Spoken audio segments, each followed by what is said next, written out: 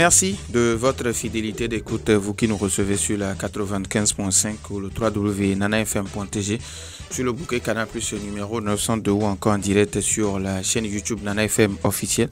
Mesdames et messieurs, bonjour. Bienvenue au second numéro du débat de Nana FM de cette semaine. Je suis Norbert Douadi et Stan Teko assure la mise en onde. Le 29 septembre 2024 restera à jamais gravé dans la mémoire des Togolais. Ce jour-là, plusieurs responsables de partis politiques citoyens et journalistes, parmi lesquels Godfrey Akbar de Ici Lomé, Yvette Sossou, encore le rédacteur en chef de la radio Nana FM Hyacinthe Bleudron, ont été sauvagement agressés alors qu'ils participaient à une rencontre organisée par le député de la CEDEAO Guy Marius Sagnan. C'était au siège de la CDP à Lomé. Malheureusement, un an après, l'enquête piétine.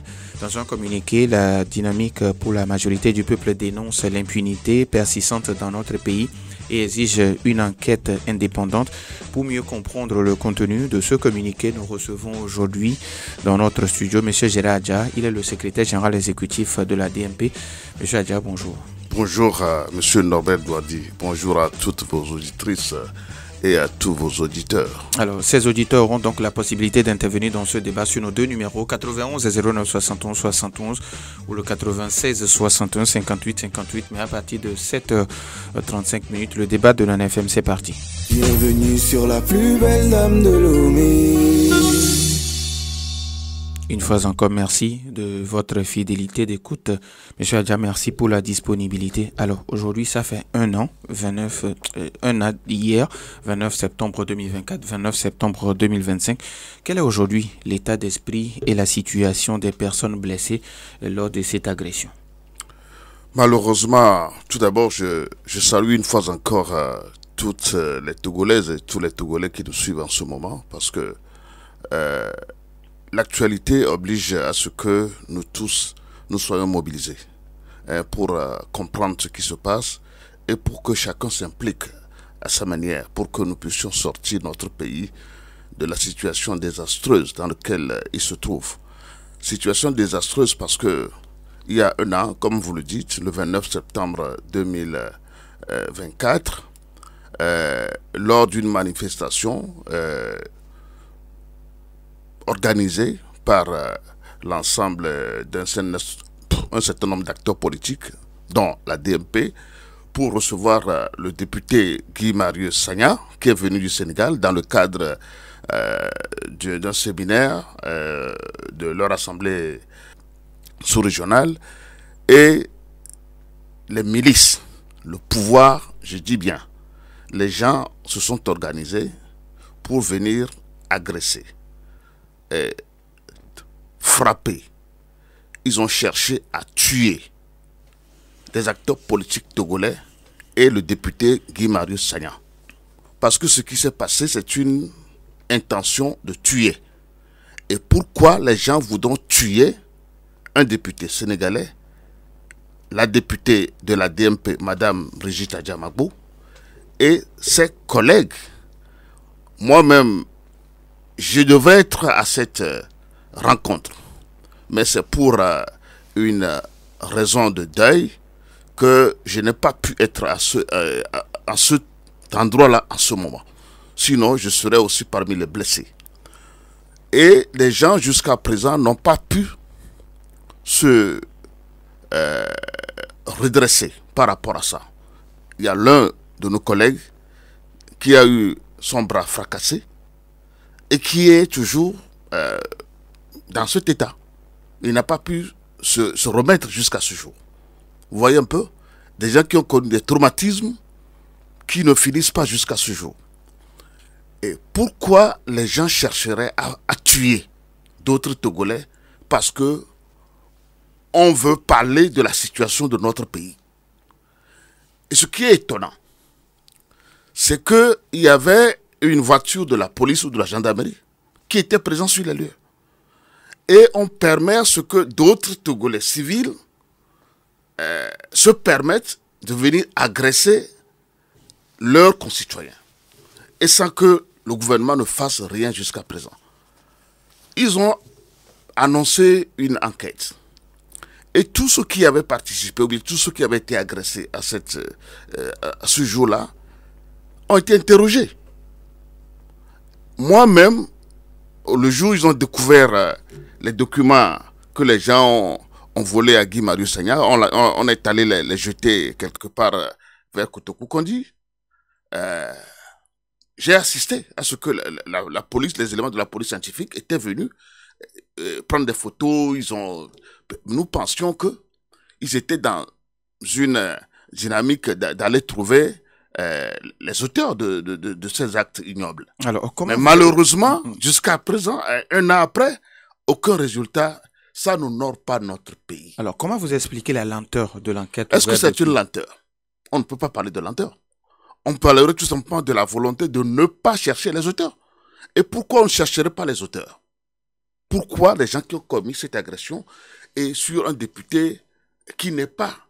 Bon, nous autres Togolais, nous connaissons un peu comment les choses se passent chez nous, mais quand ça se passe avec quelqu'un de l'extérieur, quelqu'un d'étranger, il fallait quand même honorer un peu notre pays en poussant l'enquête jusqu'à son terme.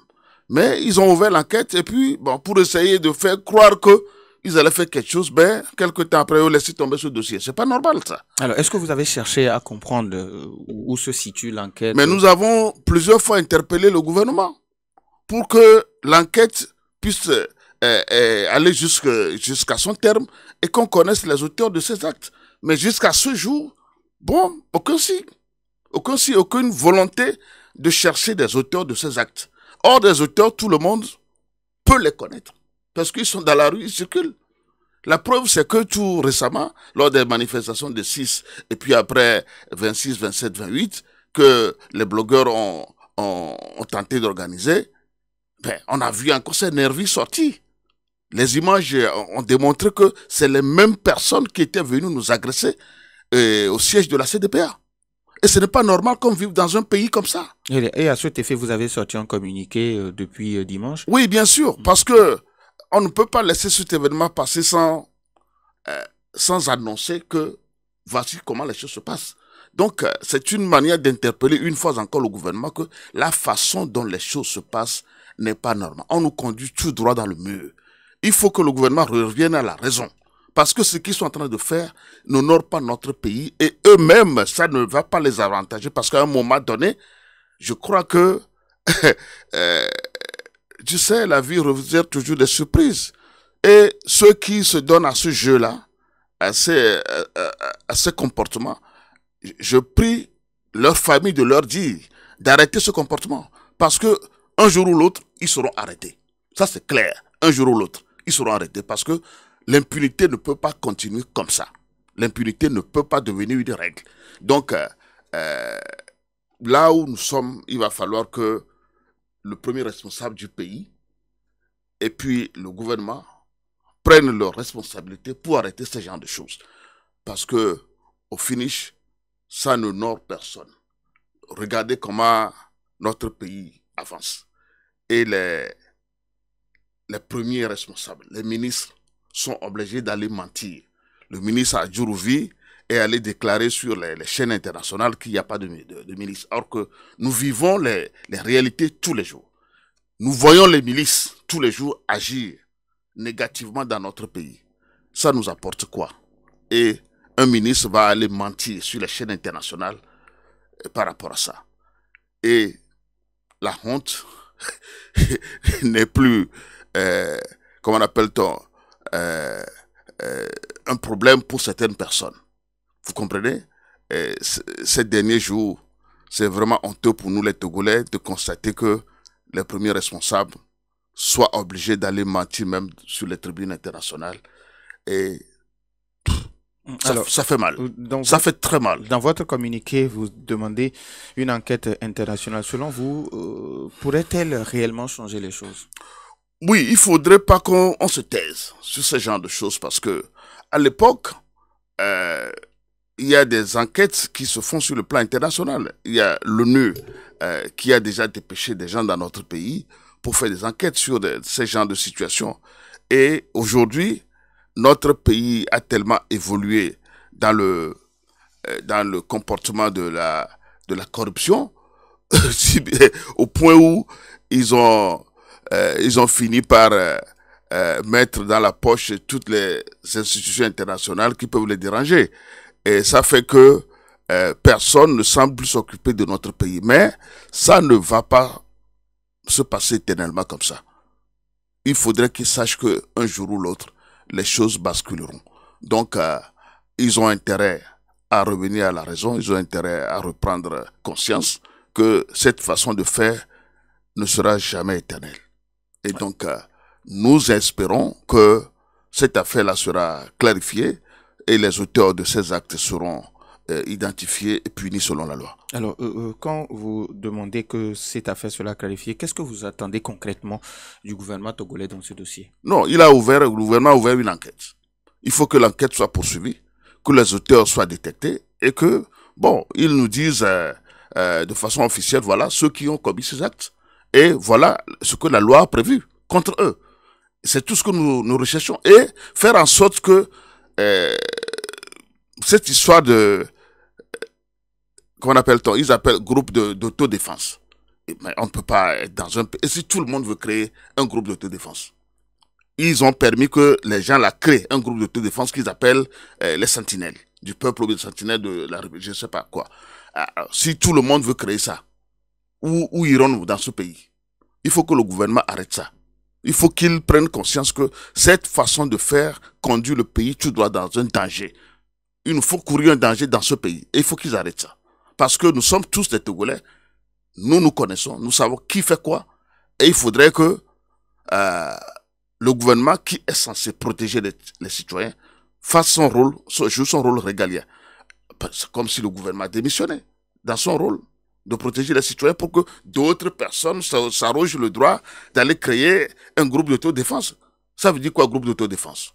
Non, ce n'est pas normal que ces gens de choses se passent dans notre pays et nous interpellons le gouvernement, une fois encore, d'arrêter ce genre de choses avant qu'il ne soit trop tard. Parce qu'un jour ou l'autre, ça va s'arrêter. Il faudrait que ça s'arrête bien.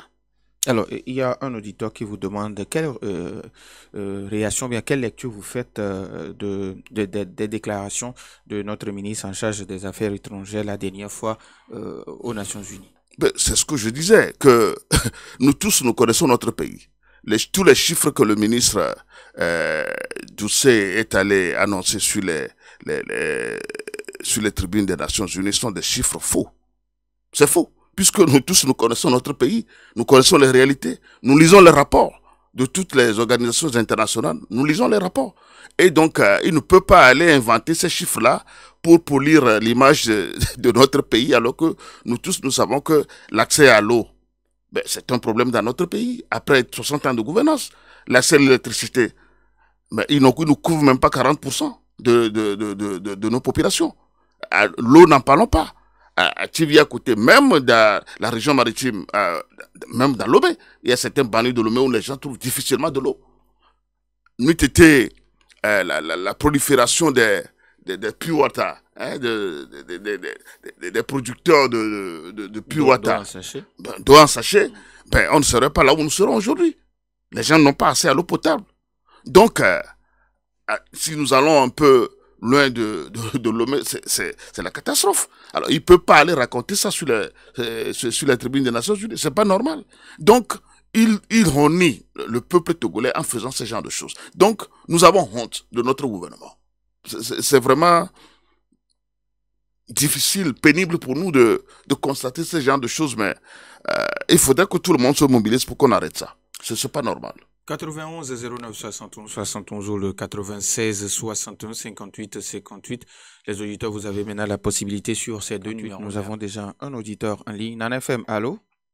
Nana FM, bonjour. Oui, Osseni le messager de l'amour, bonjour. Bonjour à l'invité. Bonjour, monsieur Osseni. J'espère que tout le monde va bien. On rend grâce à Dieu. Et courage à la lutte. Merci beaucoup. Moi, je fais appel à l'organisation nationale et internationale de défense des droits humains, les ambassades et les institutions régionales à exercer la pression nécessaire pour que le Togo mette fin à l'impunité et réforme son pacte démocratique. Merci et bonne journée. Merci et bonne journée à vous, Séni, le messager de l'amour. 91 09 71 71 ou le 96 61 58 58. Nan FM, allô? Oui. Bonjour. Péré, comment allez-vous? Très bien. Allez-y, on vous écoute. Monsieur le secrétaire exécutif de la DMP, bonjour. Bonjour, monsieur. Ok. Un an jour pour jour, agression barbare de la CDPA contre plusieurs personnes, en l'occurrence un député international, c'est Guy-Marie Sagna. Bon, vu l'aspect de la scène, l'image était là, toujours là. On a vu la gendarmerie qui était en face du siège au moment du bastonnage jusqu'à la fin. Le véhicule de la gendarmerie était là. Mais là, la première préoccupation, qu'est-ce que vous allez répondre à des Togolais qui disent que dans une république, à la sécurité, quand la police passe et que la police n'arrive pas à gérer, elle fait appel à la gendarmerie. Et quand la gendarmerie n'arrive pas à gérer, elle fait appel aux postes républicains, à l'occurrence les militaires. Lorsqu'on voit la gendarmerie qui est là et qui n'agit pas, est-ce que ce sont les militaires qui passent là-bas? C'est la première préoccupation. Deuxième préoccupation, nous avons compris cette fois-ci, à l'occurrence, tout ce qui s'est passé à l'ONU, le ministre Robert Dussé, et je ne sais pas si c'est le mensonge ou bien il est en train de défendre le vol qui se passe sur le terrain parce que il donne des chiffres et aussi des kilomètres qu'ils ont voudronné. Maintenant, ça revient maintenant à l'opposition maintenant de nous démontrer réellement les kilomètres que le ministre Robert Dussé a mentionné là-bas, si réellement ces kilomètres sont effectués sur le terrain ici. Merci. Et de faire, comme M. Ferdinand Ité l'avait fait la fois dernière, en nous montrant une image d'une école dans le Yoton, et le lendemain, on a débarrassé l'école là. Je pense que ça donne une leçon à l'opposition pour que l'opposition agisse. Comme l'avait fait aussi Mme Ademago. Merci beaucoup. Merci beaucoup. Aussi, Merci à Pélé. 91 09 71 71. Est-ce que nous avons un autre auditeur en FM? Allô? Allô, bonjour Norbert. Monsieur Gado, comment allez-vous? Ça va très bien. Bonjour à notre invité. Bonjour, monsieur Gado. Oui, bon, invité, avec quoi on ferme les enquêtes? Avec quoi on loue et avec quoi on ferme? Si le gouvernement n'a pas des éléments pour fermer, vous avez des éléments? Vous avez des éléments aujourd'hui pour aider le gouvernement à fermer cette enquête? Ou bien aller chercher des couvercles pour fermer cette enquête et puis c'est fini? Secondo, moi, j'allais commencer la grève de paix, c'est que le ministre aussi a dit que nos rues sont tous balayées. Merci, bonne journée. Merci à vous aussi, monsieur Garo. 91 09 71 Ça devient amusant finalement. En FM, allô? Oui, Norbert, bonjour. Mas, depuis Adido Gomé, comment allez-vous? Ça va bien, merci. Monsieur Gérard Adja, bonjour. Bonjour, monsieur Max d'Adido Gomé. Et j'ai deux citations à faire. Premièrement, si dans une réunion de village, ce village pour moi c'est l'ONU, je dis à tout le monde que je vais bien, et même très bien. Cela suppose que j'étais malade. Et pour me convaincre, je dis bien me convaincre, je brandis un faux bilan de santé. N'est-ce pas moi-même qui dis à tout le monde que je suis malade? Deuxièmement, en même temps, au cours de cette réunion, mes enfants qui ne sont pas dans le village, qui sont à l'étranger, je vais parler du M66, disent aussi dans le village que dans notre maison, tout va très mal. Alors, n'est-ce pas la même façon, n'est-ce pas la même chose que nous disons de deux façons différentes? Donc pour moi, le ministre Doucet n'a fait que confirmer ce que le M66 et tous les Togolais disent, que le Togo va très mal. Il a dit en disant qu'il va bien. Est-ce que quelqu'un lui a demandé, est-ce que tu es malade? Merci, bonne journée. Merci et bonne journée à vous aussi. Merci depuis Adidogome 91 09 71 71. Nana FM, allô? Alors, bonjour, monsieur Nobel. Mawena, comment allez-vous? Je vais bien, monsieur Nobel, chez vous. Dieu merci, ça va. Salut, monsieur Gérard. Bonjour, monsieur Mawena. Monsieur Nobel. Oui. Moi, souvent, quand les partis de l'opposition viennent sur l'antenne, moi, je n'ai pas envie de rentrer parce que ce n'est pas eux le problème, quoi. En tout cas, personnellement, moi, ce n'est pas eux le problème, je te vous ai parlé. Mais, effectivement, j'ai une question à poser à monsieur Adja. Oui, allez-y. Depuis que cette histoire commence, est-ce que lui, personnellement, il a une fois rencontré monsieur le président PC, que je dis? Est-ce qu'il a une fois rencontré pour parler du frère du pays? Pas pour aller sur les meilleurs voulus, non. Discuter du problème du Togo. Est-ce qu'il a une fois rencontré monsieur Fort? Ok. C'est tout? C'est tout. Ok. Nana FM, allô? Allô? Oui, bonjour. Oui, bonjour. C'est monsieur Richard. Oui, Richard. Monsieur Richard de Berkota, allez-y, on vous écoute. Ok, bonjour, monsieur Adia. Bonjour, monsieur Richard. Oui, donc, je voudrais dire ce matin que les Togolais doivent éviter l'impatience dans certaines situations. Par rapport à ce qui s'est passé au siège de la CDPA, il y a une enquête en cours. Patientons. C'est vrai que bon, on peut estimer que ça traîne. Mais on a vu des enquêtes ailleurs qui ont duré des années et qui ont abouti. Moi, je ne vois pas de raison de crier aujourd'hui au loup, de crier à l'impunité, alors qu'une enquête est en cours. Si le gouvernement vient nous dire qu'il a mis fin à l'enquête, que selon les enquêtes, qu'il n'y a rien eu au siège de la CDPA, là, on comprendrait. Mais l'enquête est en cours, laissons le temps au temps et prenons patience. C'est tout ce que moi j'ai à dire ce matin. Merci. Merci à vous aussi, monsieur Richard. Nana FM, allô? Allô, monsieur Nobel. Oui, bonjour. Bonjour, c'est monsieur Alessandre depuis Adamawa. Monsieur Alessandre depuis Adamawa, allez-y, on vous écoute. Je vous salue. Bonjour, monsieur Alessandre. Monsieur Gérard, j'ai une question à vous poser.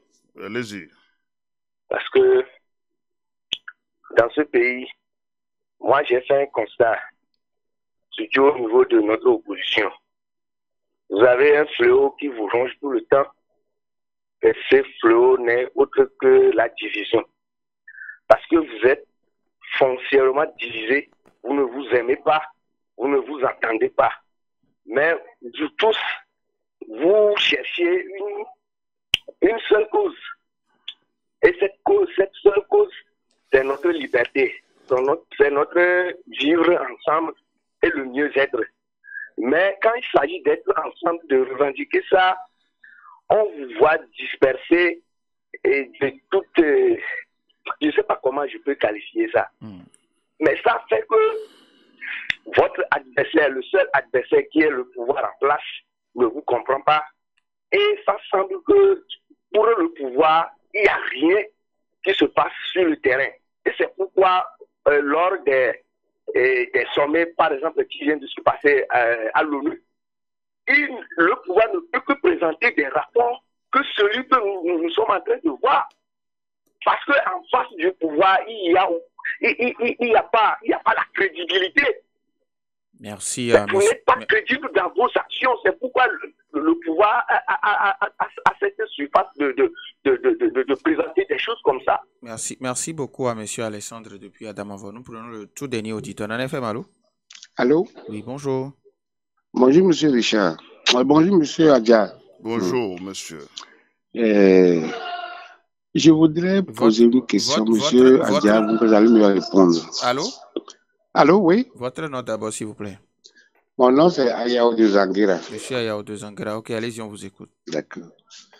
Et lors des manifestations devant le siège de la CDPA en présence de Guy Marius Sagna, il sent qu'il y a une section des forces de l'ordre qui était là. Ils n'ont pas intervenu. Vous devez tout comprendre en même temps. Ceux qui ont envoyé les milices et ne pas attendre une certaine enquête qui ne finira jamais à votre su. Ça, c'est sûr. Je me mets la question. On parle, on gesticule, on fait des marches, on nous oppose la force brute à tout moment. Est-ce que nous allons continuer toujours pas parler jusqu'en 2030, 40, 50? Qu'est-ce qu'on fait? Il n'y a pas un plan B à nous proposer? Bonne journée. Merci à vous aussi, monsieur Yao depuis Zanguera. Alors, monsieur Adja, vous avez écouté les uns et les autres. On va continuer, on va commencer avec le tout dernier auditeur qui pense que vous avez déjà la réponse quand vous demandez une enquête internationale, parce que le jour là, il y avait, vous l'avez si bien dit, il y avait des forces de l'ordre en présence, des forces de l'ordre qui étaient présentes, mais qu'ils n'ont pas réagi, ce qui veut dire que vous avez déjà la réponse à vos questions. Vous savez, si nous insistons pour qu'il y ait la transparence dans ce que nous faisons et que la vérité soit dite, c'est dans l'intérêt de tout le monde. Parce que il n'est pas normal que dans un pays, lorsque il s'agit des questions de sécurité, nous transigeons là-dessus. La sécurité est fondamentale. Et la personne qui est chargée d'assurer la sécurité de tous les Togolais, c'est le gouvernement. On lui donne tous les moyens pour pouvoir faire ça. Le gouvernement est défaillant ou bien le gouvernement se laisse dépasser par d'autres personnes pour aller jouer ce rôle-là. C'est ça que nous voulons dire aux Togolais, que il est temps que chacun prenne ses responsabilités. Ce que nous faisons là, nous sommes très bien conscients qu'ils ne vont pas aller jusqu'au bout de l'enquête. Nous le savons. Mais si nous continuons pas à le dire, c'est pour réveiller l'attention des Togolais. Ah, nous sommes en danger, il faut que chacun se réveille pour que nous mettions fin à ça. Les gens disent qu'il y a un plan B. Bon, le plan B n'appartient pas nécessairement à la classe politique de l'opposition. Non, quand les gens pensent que c'est la classe politique qui doit faire quelque chose, je dis non. C'est le peuple qui se libère. C'est le peuple qui se libère. Écoutez, que les gens accusent aujourd'hui l'opposition de laxisme, de diviser, etc. Bon, je comprends. Regardez le cas de Mme Nyakade. C'est une nouvelle force qui a tenté de réveiller les Togolais pour leur dire, bon, en fait, moi j'ai fait le système, ou bien je suis dans le système. Voici ce qui se passe dans le système. On nous ment. Notre pays est vendu. On a fait tel milliard de dettes, mais on ne voit rien sur le terrain. On dit ceci alors que c'est faux. On dit ça alors que c'est faux. Réveillez-vous pour que nous puissions ensemble mettre fin à ce système. On est allé la prendre pour jeter en prison. Aucun Togolais jusqu'à présent n'a pu se lever. Combien sont les gens dans la classe politique qui peuvent influencer le gouvernement pour qu'elle laisse Mme Nyakade? C'est le peuple qui doit se lever. Donc ce que nous faisons là, nous ne sommes qu'en train de réveiller le peuple. Réveillez-vous, réveillez-vous. Mais si le peuple ne veut pas se réveiller, nous serons obligés de continuer à parler. Les gens parlent de Ferdinand. Oui, Ferdinand fait un travail. Mais que vaudrait le travail de Ferdinand si le peuple ne se réveille pas? Ce que dit Ferdinand, c'est pour que tout le monde puisse se réveiller. Ce que nous disons, c'est pour que les gens puissent se réveiller. Ce n'est pas à nous seuls de nous lever pour aller dégager ce pouvoir. Il appartient à la population de se lever. Donc notre rôle, c'est de réveiller. Notre rôle, c'est d'éveiller. Notre rôle, c'est de faire prendre conscience aux Togolais. Donc les gens viennent parler pour dire que l'opposition fait l'opposition. Oui, l'opposition joue son rôle. Et nous ne pouvons pas faire mieux. Vous comprenez? On parle de division dans tous les pays. Et la division dans notre pays ici, qui fait ça? C'est le pouvoir qui essaie de manipuler pour que les gens soient divisés. Donc le peuple n'a qu'à comprendre que même si les acteurs politiques sont divisés, il appartient au peuple de savoir ce qu'il veut. Le peuple n'a qu'à se réveiller pour dire non, nous disons non à ce qui se passe dans notre pays. Mais les gens restent à la maison pour dire bon, l'opposition n'a qu'à faire. C'est qui l'opposition? L'opposition, c'est tous ceux qui souffrent de la gouvernance. Il faut que les gens se disent ça. Tous ceux qui voient que la manière de gouverner notre pays n'est pas correcte. Il faut que les choses puissent être changées. C'est tous ceux-là qui doivent se lever aujourd'hui pour dire non à ce qui se passe. Donc, j'invite nos concitoyens à prendre conscience du danger que nous sommes en train de vivre pour que chacun se lève. Parce que même si on dit les acteurs politiques, nous, que les gens appellent opposants, nous sommes combien? Monsieur Richard de Bekota qui vous demande de patienter parce qu'il y a eu des enquêtes dans des pays qui ont duré mais qui ont abouti. Vous savez, bon, nous avons déjà écouté ça, mais nous connaissons notre pays. Et malheureusement, ceux qui disent ça sont aussi victimes de ce qui se passe. Moi, là où je suis là, il y a une enquête qui est ouverte dans un dossier où je suis cité. Les affaires des incendies des marchés de Lomé et de Kara. Ça fait plus de combien d'années que cette enquête est ouverte? On n'est pas encore arrivé à la fin. Vous comprenez? Il y a beaucoup d'autres enquêtes qui ont été ouvertes, mais qui ne sont jamais fermées. Pourquoi les gens nous parlent de patience? Vous savez, nous sommes arrivés à une étape où chaque Togolais doit prendre conscience de son rôle qu'il veut jouer dans le pays. Réveillons-nous et mettons fin à ce système. Sinon, bon, nous souffrons. Nos enfants souffrent. Il ne faudrait pas que nos petits-enfants souffrent encore de ce système. Mais ceux qui font ça, ils veulent jouer le jeu du pouvoir, tant pis pour eux. Alors, parce que je sais que chaque chose a un début et une fin. Monsieur Mawina qui vous demande, est-ce que vous avez déjà rencontré Monsieur Faure Gnassingbé qui était président, qui est aujourd'hui président du conseil? Mais il faut que Monsieur Faure Gnassingbé accepte d'être rencontré. Il faut que Monsieur Faure Gnassingbé accepte d'être rencontré et il faut qu'il accepte d'écouter. Parce que à chaque fois que l'opposition demande à dialoguer, M. Faure Gnassingbé n'est jamais disposé à recevoir l'opposition. Jamais. Dans d'autres pays, on voit les chefs d'État rencontrer les leaders de l'opposition pour échanger avec eux. Dans ce pays, ça s'est passé combien de fois? Jamais. Et ce n'est pas la volonté des auteurs, des acteurs politiques qui manque. Mais il faut que celui-là, qu'on doit rencontrer, avec qui on doit parler, soit disposé à écouter les autres. Donc, il faut que tout le monde comprenne que nous avons des gouvernants qui veulent s'incruster au pouvoir à tout prix. Et malheureusement, leur façon de gouverner n'arrange pas le peuple togolais. Ils ne gouvernent pas dans l'intérêt du peuple togolais.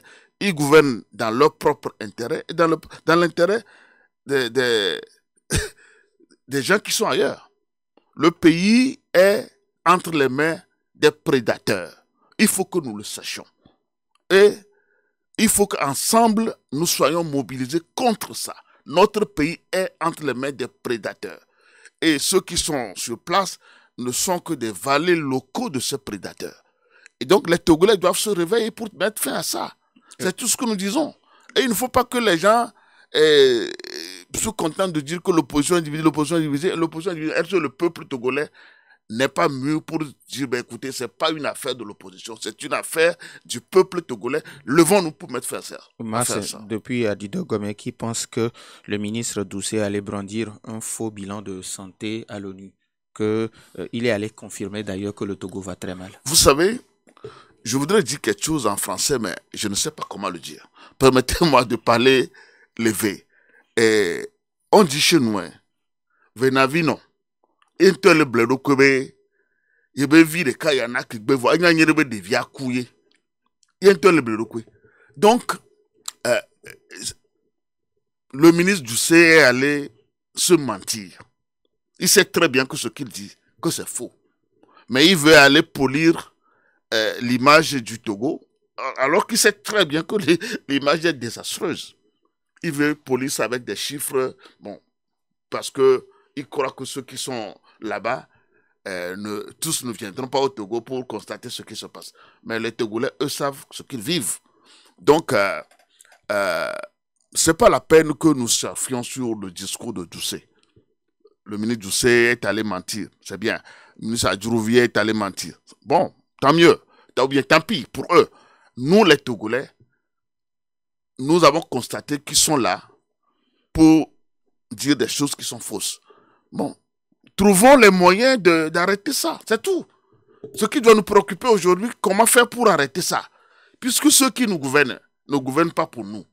Et tout ce qu'ils font, c'est dans leur propriété, c'est pour se garder le pouvoir ad vitam. Bon, trouvons les moyens de mettre fin à ça, c'est tout. Monsieur Gado qui vous demande que c'est avec des enquêtes, c'est avec, pardon, des preuves qu'on ouvre une enquête, si c'est avec les preuves qu'on les ferme, mais aujourd'hui, paraît-il que le gouvernement ne dispose pas des preuves. Bon, le gouvernement est censé avoir les moyens, puisque c'est nous, les populations, qui fournissons des moyens au gouvernement. Ils ont tous les moyens pour savoir ceux qui ont fait ça. Et ils le savent. Mais ils ne veulent pas tout simplement parce que ça risque de les éclabousser. Les enquêtes comme ça risquent de faire comprendre aux Togolais que quelque chose ne va pas bien. Donc, et comme c'est eux-mêmes qui organisent ça, bon, ils préfèrent se taire là-dessus. Puisque tu ne vas pas envoyer ton enfant voler et après tu vas dire au monde entier que bah, c'est mon enfant qui est volé. Personne ne peut faire ça. Donc, nous les comprenons, mais il appartient aux Togolais de mettre fin à ça. Et c'est ce que nous disons. Chacun n'a qu'à se réveiller. Chacun n'a qu'à jouer son rôle. Ben, les gens crient aujourd'hui, l'opposition ne fait pas ça, et tel et autre fait mieux, etc. Oui, chacun n'a qu'à faire mieux, et tout simplement. Chacun n'a qu'à se réveiller pour dire que cette affaire-là, qu'est-ce que je peux faire? Chacun n'a qu'à faire sa part. Osseni, le messager de l'amour, qui vous demande de faire appel aux organisations internationales à exercer la pression sur le Togo pour mettre fin à l'impunité. Vous savez, M. Kofi Yamyan a dit un jour que le pouvoir du Togo, ça s'achète.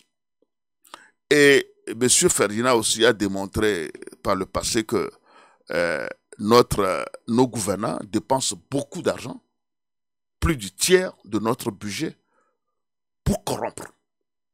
Et donc, même dans les organisations internationales, le pouvoir a des gens qu'ils ont tellement graissés que personne ne s'occupe plus du Togo.